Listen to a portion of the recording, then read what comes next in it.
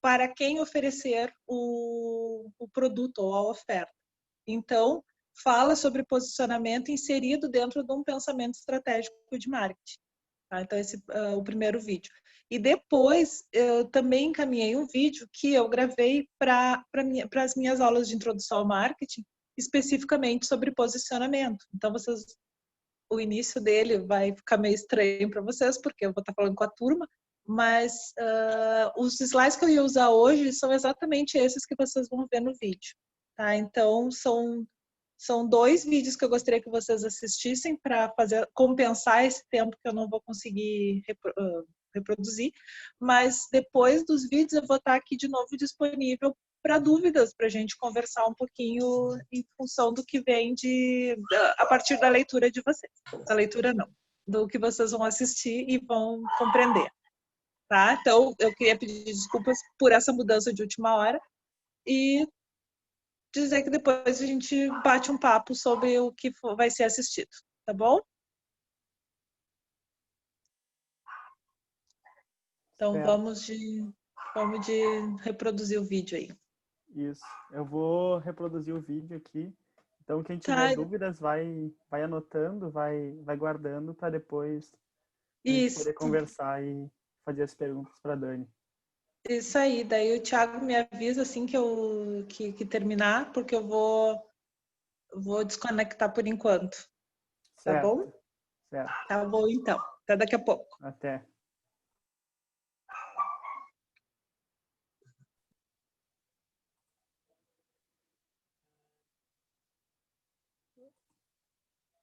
Me avisem se vocês estiverem ouvindo. Então a gente vai falar hoje sobre a inserção de um negócio no estamos ouvindo. Onde ele pretende se estabelecer. O negócio, quando ele está sendo colocado no mercado, ele precisa entender que ele vai se posicionar, ele vai se colocar num espaço onde existem clientes, aqueles que ele vai atender, e os demais concorrentes, empresas que já atuam nesse espaço competitivo. Então, a primeira coisa que vai ser necessário entender dentro dessa dinâmica toda é que tanto o cliente, quanto o negócio, quanto os concorrentes, eles vão sofrer interferência de forças ambientais que são bem maiores e bem mais, digamos, até mais potentes do que as relações entre empresa, cliente, concorrente, que é o macroambiente. Então, esse espaço onde a empresa está inserida e o seu concorrente e seu cliente estão inseridos, eles sofrem interferência econômicas. A economia, dependendo da forma como ela estiver, da maneira como ela está demonstrando oportunidades ou dificuldades para esse ambiente, ela vai interferir na maneira da relação do consumidor com os negócios.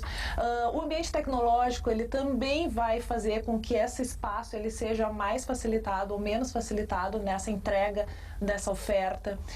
Também tem que se entender que existe um ambiente natural que vai fazer obrigatoriamente com que o negócio se pense como ambientalmente correto, como socialmente adequado, que ele tenha essa preocupação no momento de se estabelecer nesse espaço. Também vão haver leis, regulações que vão regulamentar e vão regular as práticas desenvolvidas por esses negócios, seja o negócio em questão que a gente está falando aqui, aquele que vai entrar no mercado, ou os concorrentes, e até mesmo a forma de uso por parte dos consumidores. Então, tudo vai acabar sendo determinado por questões legais. Então, esse espaço, cultura, natureza, tecnologia, política, economia, todos esses elementos, eles acabam regendo as dinâmicas que acontecem no ambiente competitivo. Esse ambiente competitivo, ele é constituído pelo negócio, que está em questão, pelos concorrentes desses negócios e pelos consumidores, sejam eles compradores organizacionais ou consumidores finais. Os concorrentes, eles normalmente, quando nós vamos analisá-los e vamos identificá-los, nós podemos seguir por 2 caminhos. Podemos olhar para uma questão mais técnica e avaliar a oferta que essas empresas fazem. E no momento que essas empresas têm ofertas semelhantes às nossas, nós podemos classificá-los como os concorrentes. Então, uma instituição de ensino que faz uma oferta de cursos de pós-graduação, ela vai ser automaticamente concorrente de uma outra instituição de ensino que faz oferta de curso de pós-graduação. O detalhe é que quando nós olhamos dessa maneira, a gente faz por uma abordagem técnica. Uma outra linha mais adotada e mais adequada para a visão mercadológica é o olhar do concorrente pela perspectiva do cliente.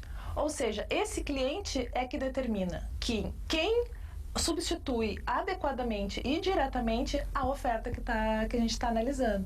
Então, essa instituição, vamos falar de novo na instituição de ensino, que oferece a especialização, ela, se não for feito o curso ali, qual outra instituição seria alternativa? E é nessa resposta do cliente é que nós vamos identificar os nossos concorrentes diretos. Esse sim é o nosso principal foco de atenção. É nele que nós precisamos colocar esforços para compreender quais são os seus diferenciais e como que nós vamos nos posicionar dentro desse mercado. Só que se eu vou usar o cliente para entender quem é meu concorrente, eu antes de tudo tenho que entender quem é o cliente.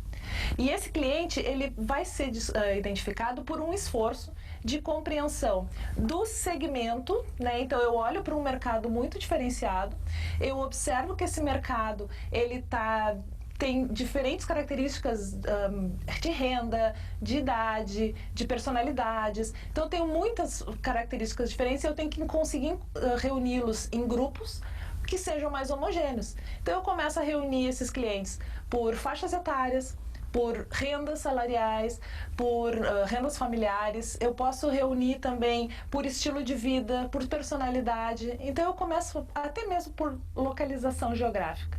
Então eu começo a reunir esses grupos e identificar, bom, o meu público-alvo é o grupo X. Agora eu preciso compreender a fundo quem é esse público-alvo. E aí eu começo a ter noções sobre preferências do consumidor, sobre expectativas desse consumidor, quais são as necessidades dele, como que ele se relaciona com as suas ofertas. Então eu conheço a fundo esse consumidor e consigo ter uma boa base sobre o que ele espera, o que ele prefere e o que eu tenho como elementos fortes, capacidades e pontos fortes na oferta e que eu tenho condições de atendê-lo. Assim, eu vou fazer um trabalho de posicionamento do meu negócio. O meu negócio ele vai ficar estabelecido na mente do meu consumidor com determinadas características comparados aos concorrentes. Então, eu vou pensando em como fazer esse posicionamento, o que eu preciso fazer é o que o meu consumidor espera da oferta que eu estou fazendo. O que ele espera, eu tenho condições de oferecer? O que eu consigo oferecer com distinção? E o que o meu concorrente, que ele já me indicou quem é meu concorrente, consegue oferecer com distinção? Bom, se eu e meu concorrente conseguirmos oferecer com distinção as mesmas coisas, eu tenho pontos de paridade, pontos semelhantes. Na verdade, não é distinção. Na verdade, eu sou muito bom, mas o meu concorrente também é muito bom. Nesse caso, eu preciso fazer uma busca mais aprofundada, tentando encontrar outros elementos em que eu sou competente, em que o meu concorrente não tem a mesma habilidade e que é uma preferência do meu consumidor. Nesses elementos, eu consigo encontrar o meu espaço, o meu posicionamento, aquele lugar onde eu vou estar na mente do meu consumidor em destaque e colocado de uma maneira diferente do meu concorrente. Então, pegando um exemplo, vamos falar um mercado automobilístico. A primeira coisa que eu vou ver é que o meu consumidor, ele tem preferências, e essas preferências estão relacionadas à segurança, à potência, a conforto, a durabilidade, prestígio e beleza, a questão estética. E isso vai ser buscado entre os meus concorrentes e eu. E os meus concorrentes, eu já consigo identificar que eles se destacam por potência e por prestígio. Então, o que eu vou fazer? Eu consigo oferecer potência e prestígio? Eu tenho que conseguir, porque os meus concorrentes oferecem. Eu não posso me colocar abaixo deles. Mas o que mais eu posso oferecer? Eu posso oferecer, além de potência e prestígio, eu posso oferecer segurança, durabilidade e conforto. Desses elementos, o que pode me caracterizar? Segurança e durabilidade. Isso vai fazer diferença porque o meu consumidor espera. os meus concorrentes não oferecem e esse vai ser o meu espaço na mente do meu consumidor. Com isso, eu consigo me colocar frente a esse ambiente concorrencial, eu consigo ajustar a minha oferta a um espaço ainda não atendido e me coloco frente a esse consumidor de uma maneira diferenciada. Assim, eu consigo posicionar o negócio no ambiente competitivo do mercado, nesse mercado consumidor.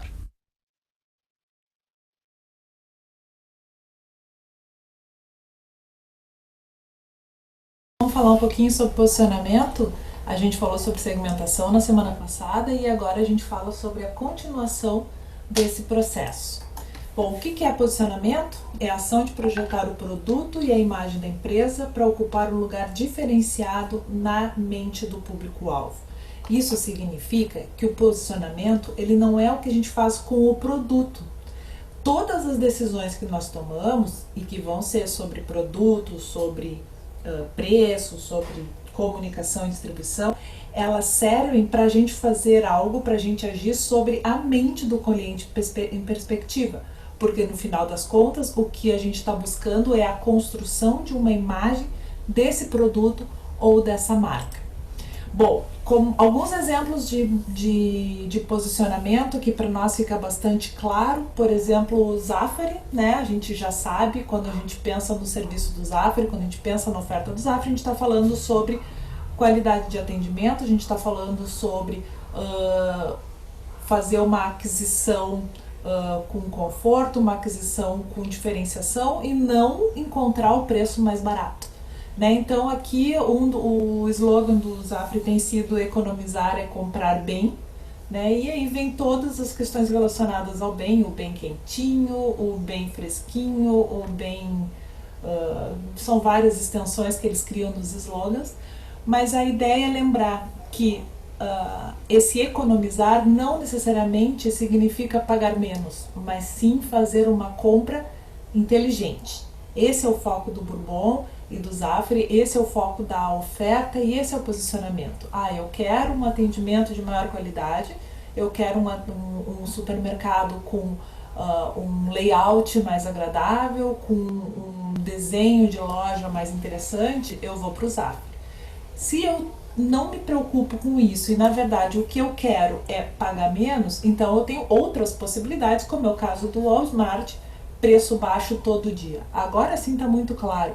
O foco, o posicionamento do Walmart é preço baixo, é onde eu vou encontrar produtos mais baratos, é onde eu vou, se eu conseguir comprovar que em outro lugar tem um preço mais baixo, eles vão bater a oferta no Walmart. Então, aqui o foco do preço baixo, esse sim é da economia pagando menos, não necessariamente o comprar com um preço mais elevado, mas ter um produto de maior qualidade por mais um longo tempo, como é o caso do Zafari. Então, quando a gente fala sobre posicionamento, a gente está falando sobre isso, sobre qual é a imagem que fica na mente do indivíduo e que caracteriza aquela organização. Como é que a gente faz isso? Bom, a gente faz primeiro, nós precisamos entender como é que esse produto ou essa marca, ela está organizada na mente do consumidor. Né? Então se constrói um mapa perceptual ou se tenta entender o mapa perceptual do consumidor. A partir desse momento, a gente avalia como gestor de marketing se aquilo que o consumidor pensa do nosso produto é o que nós desejamos. E então, a partir daquele pensamento, se começa a pensar nas estratégias para que essa imagem seja consolidada. Então, aí eu começo inicialmente, vamos lá ver como é que é o mapa perceptual. A gente começa pensando em que posição o nosso negócio está na mente do consumidor. Então, aqui a gente tem um exemplo de um mapa perceptual com relação a fast food, né? Esse aqui é um exemplo americano, ele não é brasileiro. E os atributos mais considerados ou mais importantes para os clientes fast food está relacionado a uma escolha mais limitada ou uma possibilidade mais ampla de escolha e também um atributo mais relacionado a uma alimentação mais junk food ou uma alimentação mais saudável. Então aqui a gente pode ver qual é o posicionamento que esse público especificamente pesquisado coloca os seus as suas marcas de preferência. Então, numa possibilidade mais ampla de escolha, combinado com uma alimentação mais saudável, o Subway é o que se aproxima da saudabilidade com a possibilidade de escolhas mais amplas. Na mesma linha de escolha está o McDonald's, mas ele já não é percebido como tão saudável assim, por mais que ele esteja fazendo um esforço gigantesco mundialmente de fazer esse caminho em direção à saudabilidade, se afastando do junk food. O Wendy's é uma marca americana que consegue se colocar mais próximo do saudável, mas com uma restrição de escolhas. E assim a gente vai vendo Pizza Hut, nem tão saudável assim, e com uma média, né, uma possibilidade média de escolhas. O Burger King muito perto aqui da Pizza Hut com uma restrição maior de escolhas, e o KFC com um olhar mais junk food e com uma restrição de escolhas. Então, o que eu quero mostrar para vocês é isso aqui, ó. O KFC, o Burger King e o Pizza Hut, eles estão muito próximos, eles estão disputando espaços na mente do consumidor muito diretamente. Aqui nós vemos 3 concorrentes diretos que estão disputando na mente do consumidor as mesmas possibilidades. O McDonald's, que tecnicamente é concorrente direto do Burger King por serem ofertas muito parecidas, no mapa perceptual ele não é tão concorrente direto assim, porque ele está indo para uma linha mais health do que junk e com maior possibilidades de escolha. Então vejam como, num olhar do mapa perceptual, o Burger King tem que se preocupar menos com o McDonald's e mais com a Pizza Hut e com a KFC. A Subway está conseguindo um espaço muito interessante, mas ele tem ali o McDonald's como um potencial concorrente, sendo que a Wendy's também vem como potencial concorrente. O Wendy's está num lugar bastante confortável, porque ele está sozinho num quadrante, onde há escolhas limitadas e uma alimentação saudável. Então vejam que é um quadrante bem interessante aqui. O que é o posicionamento em termos de tomada de decisão estratégica? Aonde eu devo estar posicionado? Pensem aqui, ó, esse espaço ele está completamente em branco. Será que não é lugar de botar um negócio? Será que os consumidores eles buscariam um junk food com uma possibilidade mais ampla? Se houver essa oportunidade, aqui é um espaço interessante de colocar um negócio. O mesmo a gente pode falar sobre o espaço das escolhas limitadas de junk food, só que, claro, já existem algumas empresas atuando nesse espaço. Então vejam, aqui nesse mapa perceptual, que deve ser desenvolvido pelas organizações, a partir de pesquisa de opinião dos consumidores, a gente consegue fazer uma representação das distâncias psicológicas relacionadas ao consumidor, que como ele percebe a questão dos produtos e dos segmentos. Então, esse aqui é o mapa de posicionamento. É por aqui que a gente toma decisões para identificar qual é a melhor posição para a nossa oferta.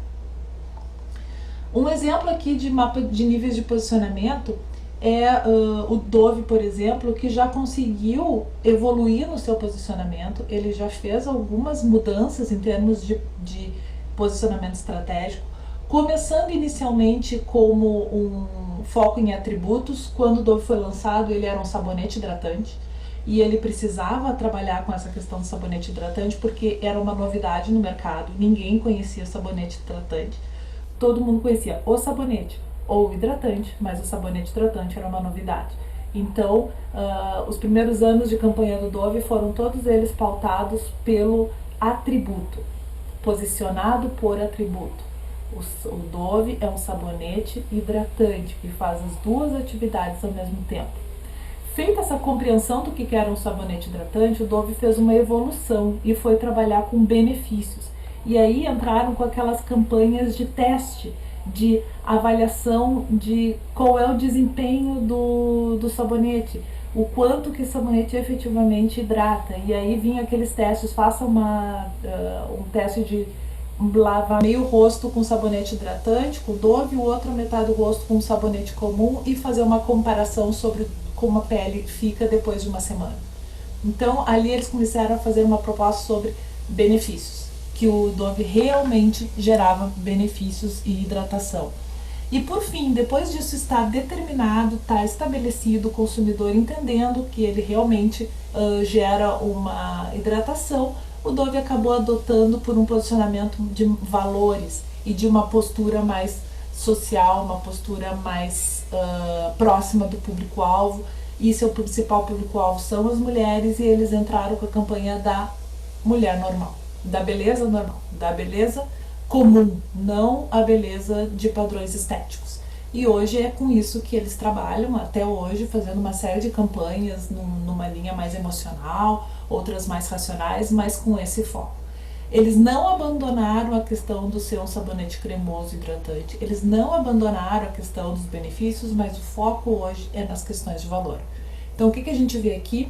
O Dove se reposicionando de tempos em tempos, e esses tempos são longos, são anos, mantendo o mesmo posicionamento, mas de uma maneira coerente e de acordo com a compreensão e adoção do público-alvo. Como é que eu posso me posicionar frente aos meus concorrentes? Bom, tem diferentes formas. O Kotler e o Keller, eles trazem algumas mais básicas, né? Uma se posicionando conforme os atributos do produto, que é o caso lá do Dove, focando em algum atributo específico que dá distinção para aquele produto. Tem outros produtos que se posicionam conforme a ocasião de uso. Por exemplo, o vinho espumante é um exemplo de ocasião de uso. Se vende mais vinhos espumantes no final do ano, nas épocas de comemorações, e ela é realmente, ainda é pensado como uma bebida para comemorações, por mais que haja um movimento da indústria na tentativa de colocá-lo para o período de verão, para o período de calor, mas ainda é. Um posicionamento conforme a classe dos usuários. Quem trabalha muito bem com isso é a Johnson & Johnson. Seus produtos, eles são direcionados para bebês, para crianças. Por mais que eles tenham produtos voltados para os adultos, deem uma olhadinha nos produtos para adultos. Eles são todos com cores neutras, com cores fraquinhas, ou seja, cores bebês. É um rosa bebê, um azul bebê, um amarelo bebê. O posicionamento contra competidores é aquele que tenta bater em alguma coisa do competidor para se colocar num espaço mais interessante. Os notebooks, quando entraram no mercado, eles fizeram isso muito bem. Eles trabalharam muito a questão da portabilidade e da facilidade de manuseio contra os desktops, e o notebook acabou entrando contra um competidor. A Pepsi sempre se coloca contra a Coca-Cola, né? Sempre se colocando numa posição mais de conflito, né? Por mais que a melhor campanha de posicionamento dela tenha sido Pode Ser, que é de uma certa forma se afastando do concorrente, né? Então assim, se não der para ser a Coca-Cola, tem a Pepsi Cola. E ali eles conseguiram ganhar um público muito interessante quando eles trabalharam com Pode Ser. O afastando-se dos concorrentes.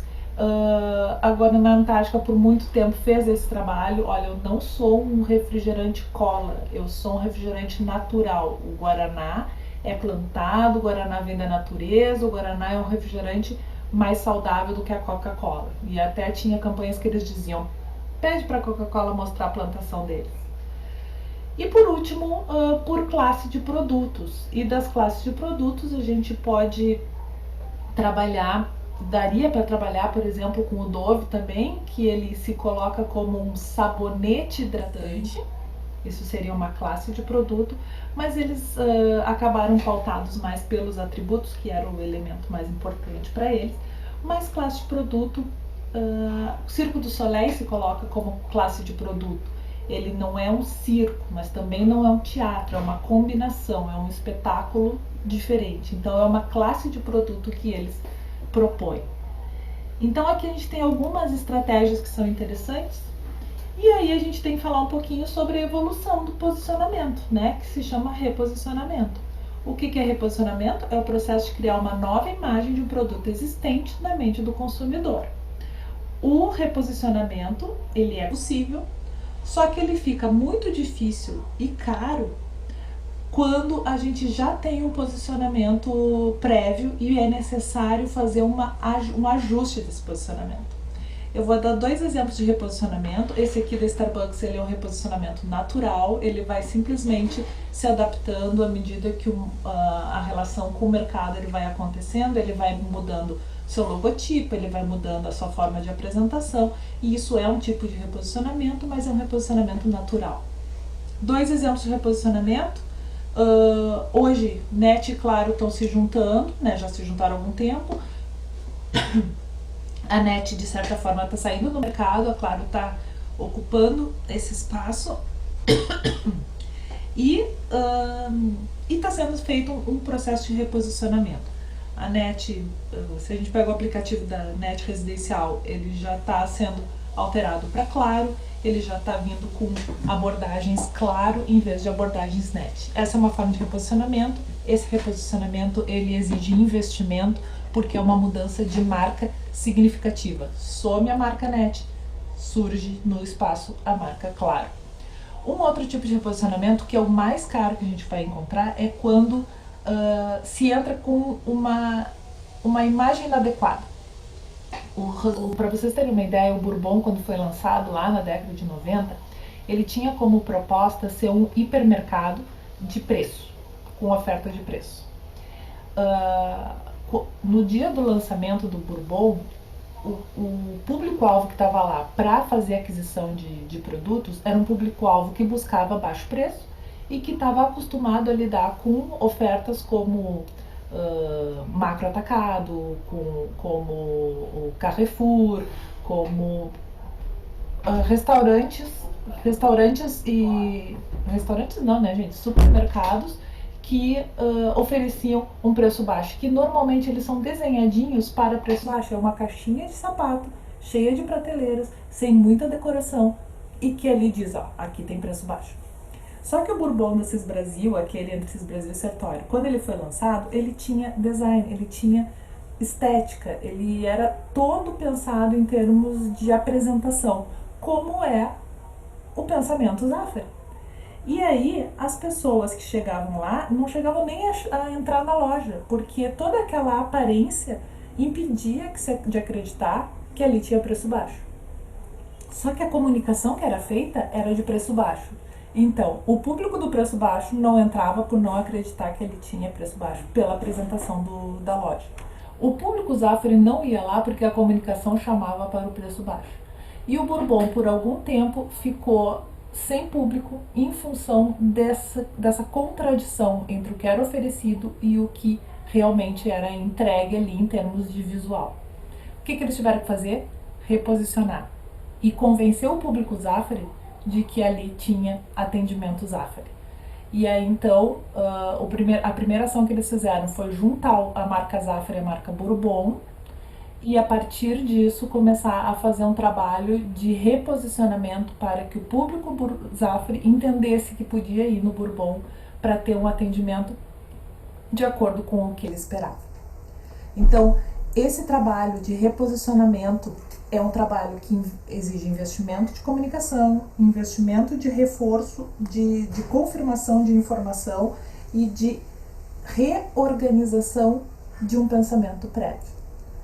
Então, com isso a gente acaba entendendo que nós, consumidores, a gente precisa de referências.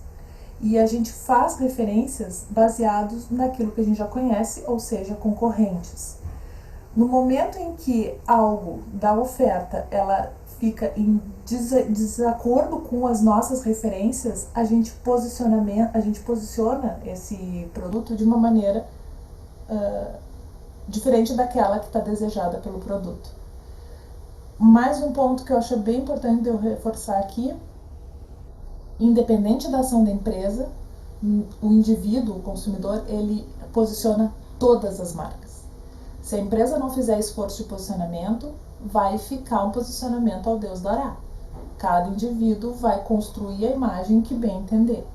Por isso, é responsabilidade da marca assumir a ação de posicionamento e determinar qual é a imagem mais adequada para o seu negócio. Bom, ficamos por aqui. Espero que esse vídeo tenha ajudado.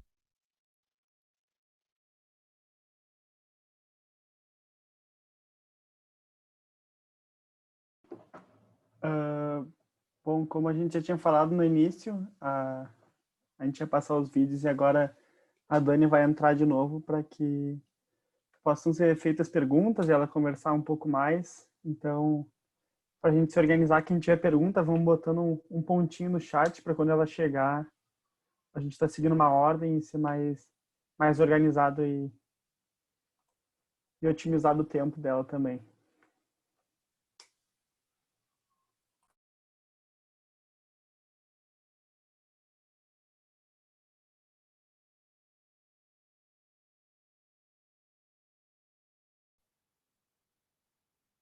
Oi, gente.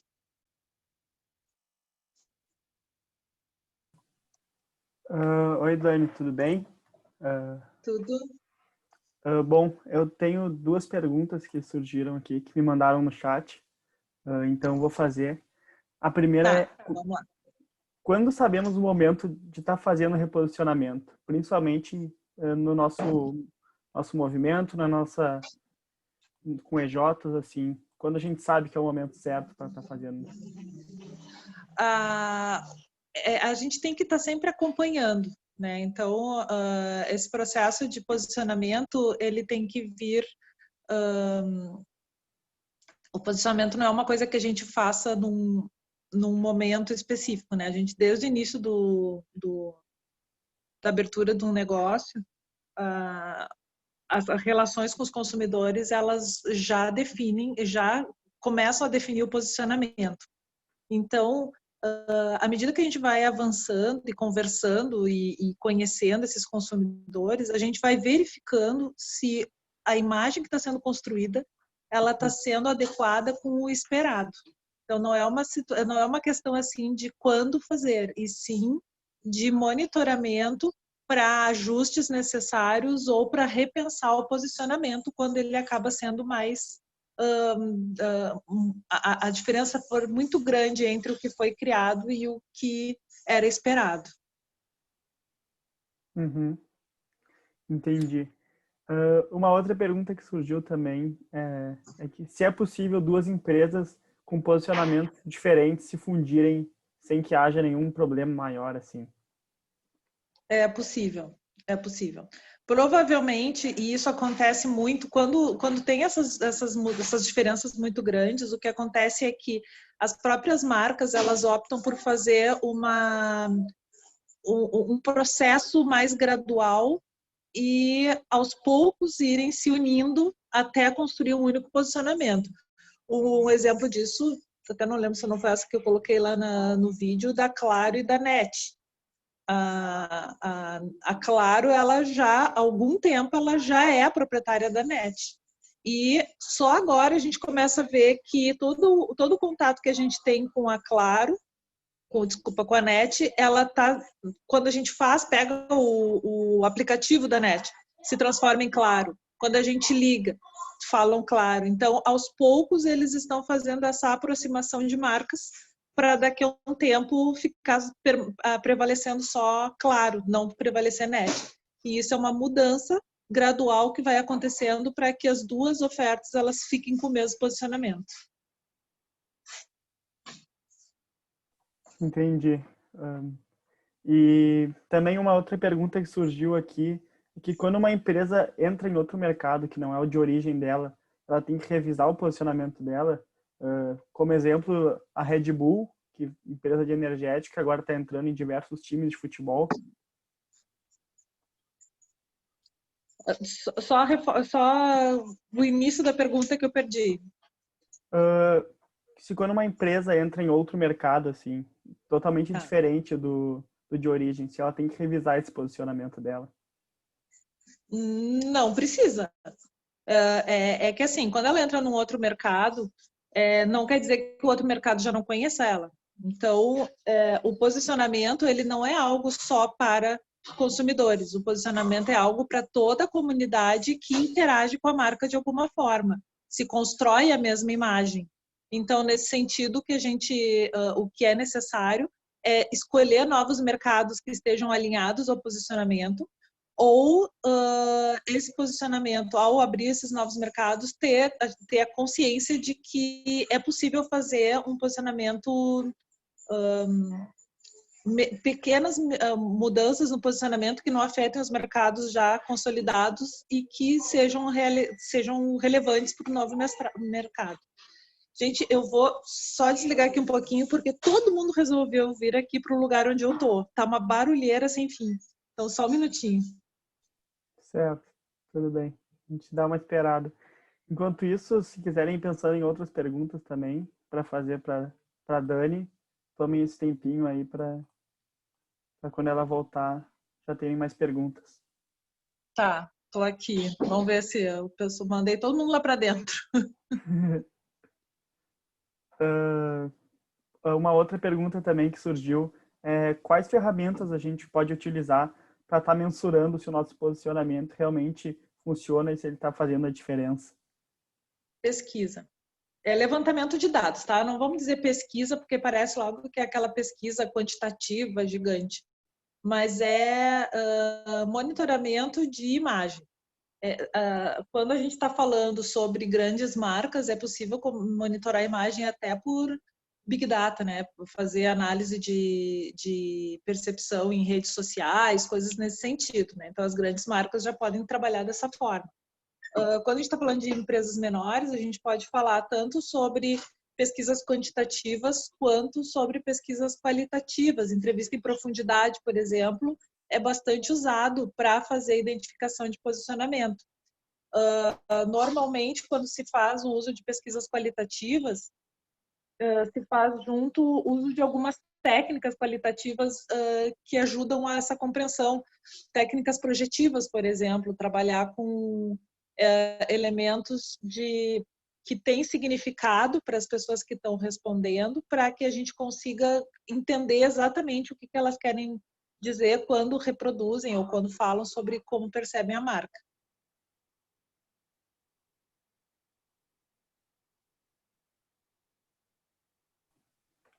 Se tu pudesse desenvolver um pouco essas técnicas projetistas, eu acho que seria bem legal. Eu acho até que eu posso depois mandar para o pessoal alguns exemplos de trabalhos de posicionamento. Eu acabo orientando muito o posicionamento nos trabalhos de conclusão de curso. E eu já trabalhei tanto com trabalhos de posicionamento que foram feitos com pesquisa qualitativa e técnicas projetivas, quanto com pesquisas que foram direcionadas para quantitativa. Na pesquisa qualitativa, quando a gente usa técnicas projetivas, normalmente a gente usa recursos como, por exemplo, disponibilizar para as pessoas que a gente está conversando, geralmente essa é uma conversa individual, diretamente com uma pessoa, disponibilizar, por exemplo, uma série de fotos ou imagens que podem ser bem variadas e pedir para a pessoa identificar entre aquelas imagens qual delas seria, vamos falar aqui na PS, que foto dessa ou que imagem dessa representa a PS Júnior. E aí, então, a pessoa vai escolher uma imagem e ela vai falar sobre a imagem. E ao falar sobre a imagem, ela vai fazer toda uma descrição do porquê que aquela imagem é a PS Júnior. E aí é possível compreender de uma maneira mais de envolvimento do indivíduo com a marca para saber o que significa efetivamente a marca para a pessoa. Por que a gente faz isso? Porque algumas vezes pedir que a pessoa diga qual é a imagem que ela tem, qual é a percepção que ela tem sobre a marca especificamente, pode ser difícil, tanto em termos de expressão do que pensa, quanto em termos de ela está falando para a própria marca, então ela vai ter algumas restrições, ela vai ter algumas dificuldades, ela vai ter alguns filtros que vão dificultar ela usar alguns termos ou ela se expressar de alguma forma, porque ela está pensando, eu estou conversando com a própria marca.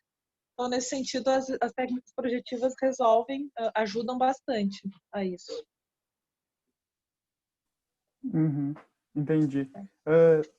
Vai falar, Augusto? Vai perguntar? Tu se Vai fazer uma pergunta. Tudo bem?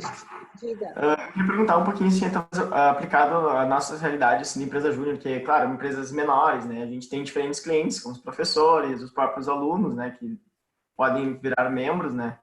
E, claro, os clientes, né? Realmente são quem executa projeto, quem a gente executa projeto. Quais são as ferramentas ou os métodos mais eficientes, assim, levando em consideração que às vezes o nosso produto não é, tipo, é algo mais, não é um produto assim que vai ser aplicado para qualquer empresa, é um serviço realmente, então não se aplica para todo mundo, vamos dizer assim. Quais são os métodos assim que talvez fazem mais sentido para cada um desses clientes, assim? A primeira coisa que a gente tem que entender é que posicionamento não está relacionado ao produto, tá? Está relacionado à marca. E está relacionado ao que ao que os clientes, fornecedores, comunidade, só um pouquinho.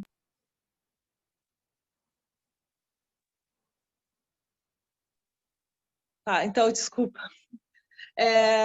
Tudo aqui, então, relacionado a clientes, relacionado a fornecedores, comunidade de maneira geral, como eles enxergam a marca. É isso que é o posicionamento. Então, se é um serviço, ou se é um produto físico, ou se é uma cidade, é a mesma coisa. Como existem diferentes públicos, alguns públicos podem sentir que podem ter mais a percepção, como é o caso dos consumidores, dos benefícios que essa marca entrega para ele. A sociedade já não vai mais ver tanto com relação aos benefícios que o produto ou o serviço entrega, mas vai ver mais como participação da marca na comunidade, quanto ela colabora com a comunidade. Então, as perspectivas elas vão estar mais nessa linha.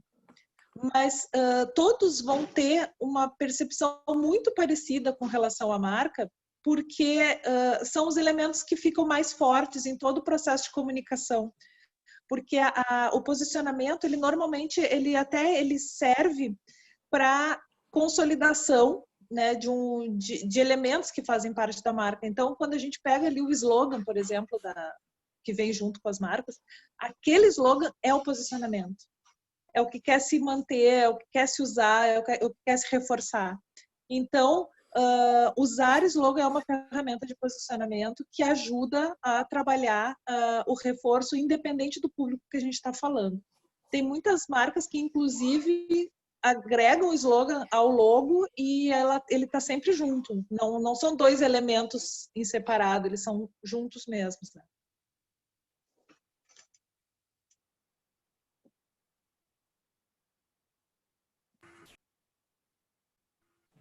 Obrigado. Nada. Uma outra pergunta que surgiu também é quais âmbitos da empresa um posicionamento pode influenciar? Tipo assim, a gente pensa às vezes, o Facebook só contrata gente jovem, descolada, nessa coisas assim, sabe? Uhum. Na verdade, todos, tá? Porque, assim, o posicionamento, ele é um orientador da tomada de decisão de marketing. Tá, então quer dizer que, a princípio, teria que ser relacionado a marketing. Só que, como a gente está falando em termos de imagem, alguns elementos relacionados à tomada de decisão ou até mesmo, por exemplo, estar na lista das empresas mais desejadas para trabalhar, por exemplo, é uma forma de reforço de marca, porque trabalha com elementos de oferta de qualidade de vida no trabalho, de diferencial, de valorização do funcionário. Então, tem elementos ali que vão ser de reforço de imagem. Por isso que eu digo, nós precisamos ter a clareza de que não é só o consumidor final que vai estar recebendo esses estímulos de posicionamento. Com isso todas as áreas podem ser afetadas, desde que eles tenham no pensamento a ação que eu faço reforça o posicionamento da empresa. E o posicionamento, ele está muito ligado à missão da empresa e à visão da empresa e os valores. Então, não pode haver uma diferença entre o posicionamento de mercado e os valores existentes, por exemplo. Para vocês terem uma ideia, um exemplo que eu vou dar para vocês. Deixa eu só carregar aqui meu celular, senão vou sumir daqui a pouquinho, porque além de não ter sinal, agora eu não tenho carga. Não está adiantando. Uma coisa que vocês podem... Um exemplo é a PETS, que até essa semana eu estava falando com os meus alunos, a gente estava falando sobre posicionamento na aula, e eles trouxeram como exemplo a PETS, que tem um logo muito parecido, tem um slogan... A pessoa está maluca, estou tentando achar um carregador. Então, a PETS tem um slogan bem interessante que fala sobre elementos emocionais e elementos e foco nos pets. Então, é a sua pet shop preferida, alguma coisa assim. Então, tá ligado à oferta do pet e tá ligado a um envolvimento de emoção. Nos valores, tem um dos elementos que diz assim, respeito a todos. Não é algo que esteja focado a respeito aos pets ou respeito aos clientes. Não, é respeito a todos.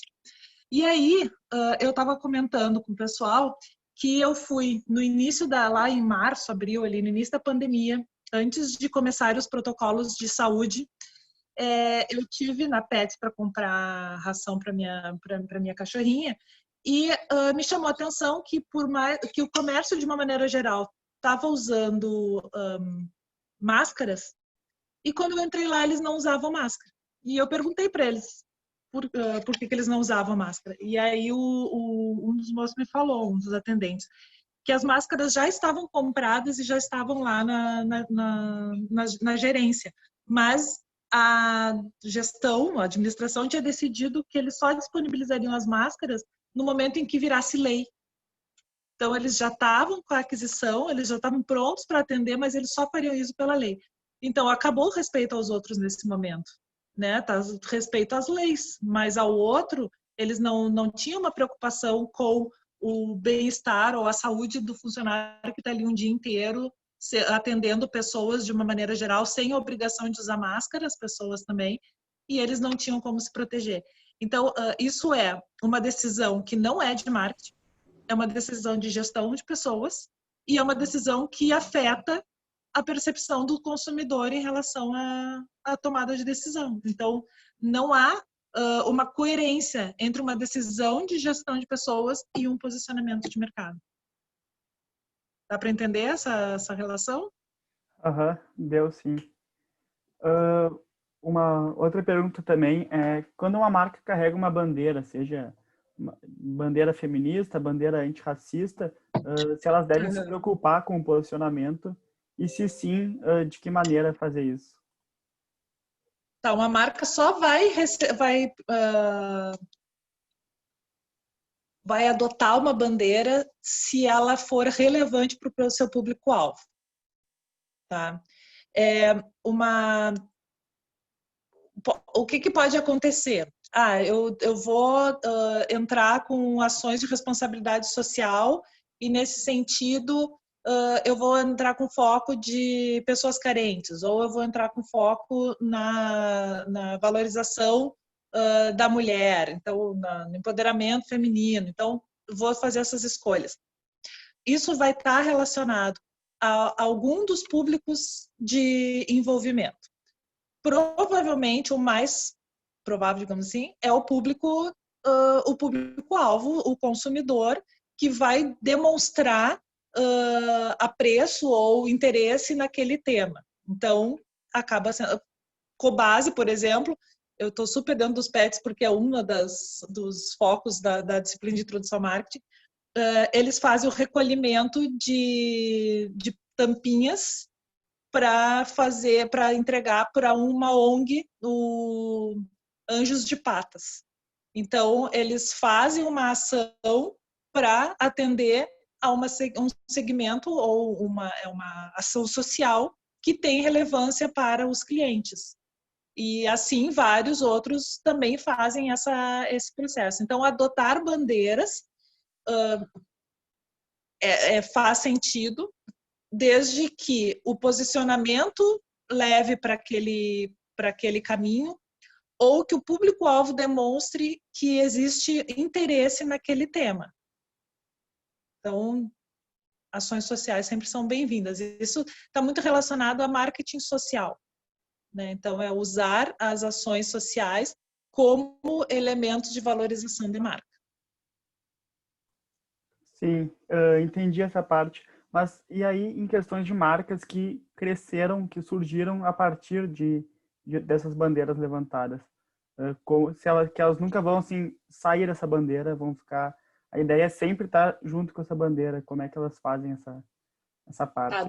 Aí a gente já está falando de empreendedorismo social, né? A gente está falando especificamente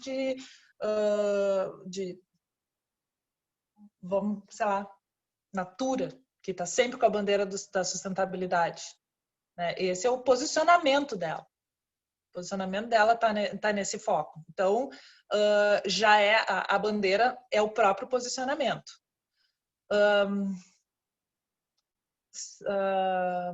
Uma escola, a Convexo, que é uma escola que ensina empreendedorismo para crianças em situação de vulnerabilidade ou para comunidades em situação de vulnerabilidade. É um empreendedorismo social. Então, a bandeira é a educação empreendedora. Tá? Então, pode ser que vá por esse caminho, mas daí a gente está falando especificamente que o negócio já está voltado para aquilo. Não sei se tu tem algum exemplo em mente, assim, que não seja exatamente na forma como eu estou falando, mas a princípio é dessa forma.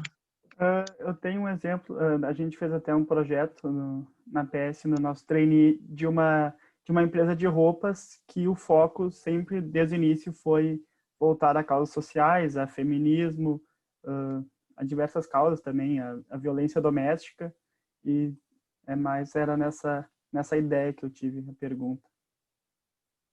Mas de que forma ela fazia isso?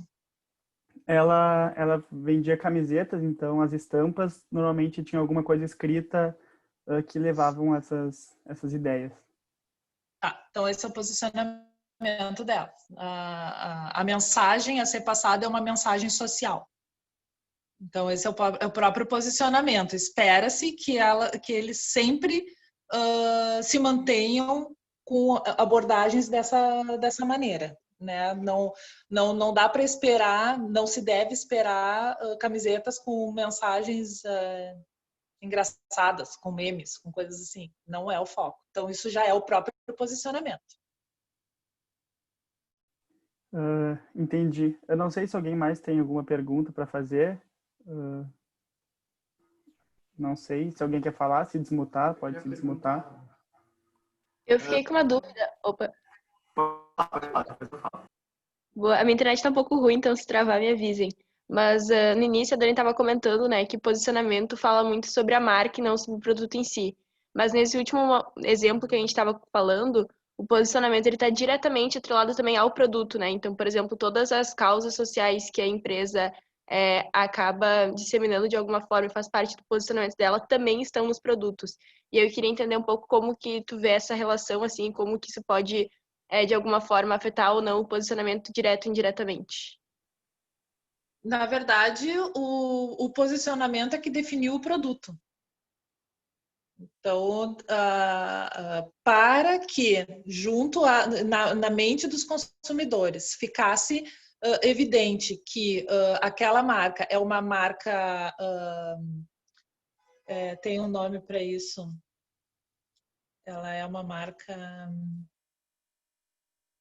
me faltou agora o termo, mas assim, ela luta por causas, tá? Para que ela faça isso, ela já começa pelo produto, fazendo as mensagens direcionadas para isso. Então, o posicionamento, ele determina como o produto deve ser feito, ele determina como é que a comunicação deve ser feita, ele define quais os lugares onde o produto precisa estar para ser acessado pelas pessoas, define também qual é o preço adequado, militante. É uma marca militante, tá? Então, o posicionamento dela é ser uma marca militante. E aí, com isso, ela vai fazer ações e começa pelo próprio produto. A outra coisa, por ser uma marca militante, dificilmente ela vai se colocar em grandes redes varejistas que exploram e que acabam tendo um papel mais capitalista e menos de valorização do consumidor, do colaborador, por exemplo. Então, ela vai tomar decisões para ser coerente em todos os processos, porque ela é uma marca militante.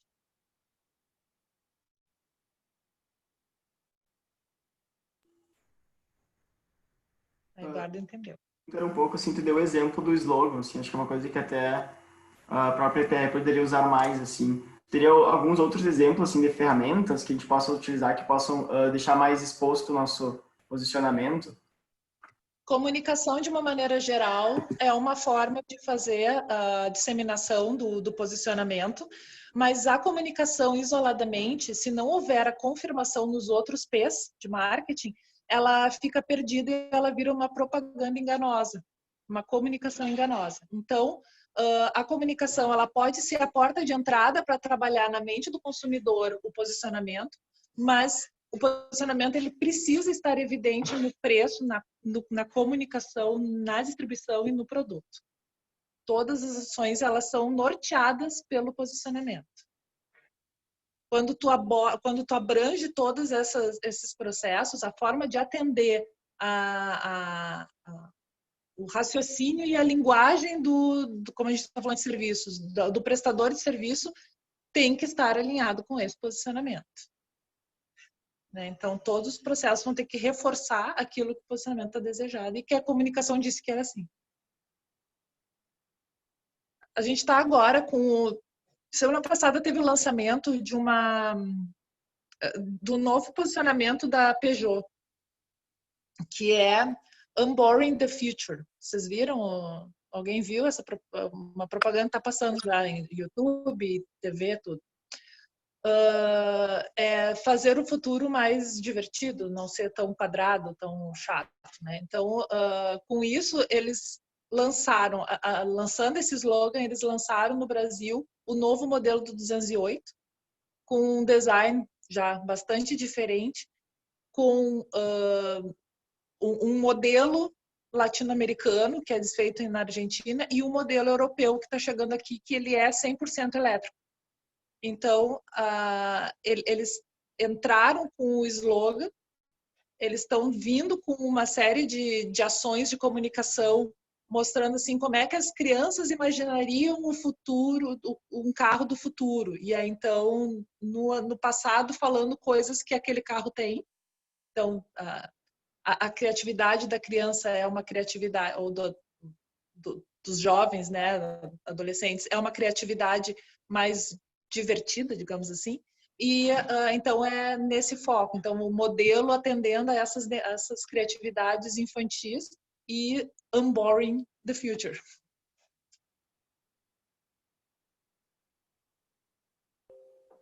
Não sei se mais alguém tem perguntas. Eu tenho uma pergunta, mas eu não sei se tu vai saber responder, Dani. No início, tu falou de estar sempre revisando o posicionamento, mas assim, em realidade, em empresa júnior, de quanto em quanto tempo, mais ou menos, tu acha que seria o ideal estar revisando ele para ver se ele está fazendo sentido? Vocês, a cada contato com o cliente de vocês têm a oportunidade de verificar se a imagem ela está coerente com o que era o desejado. Então, vocês têm que usar de inteligência de marketing.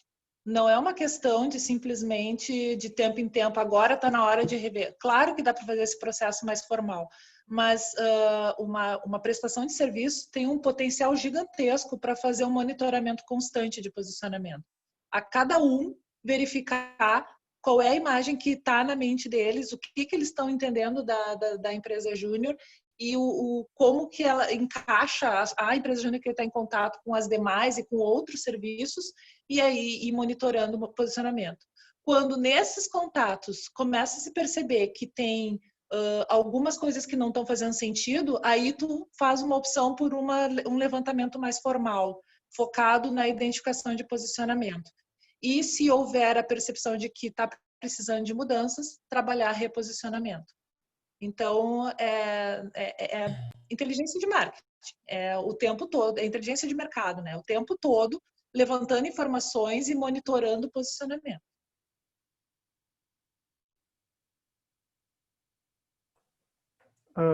Ninguém mais tem perguntas?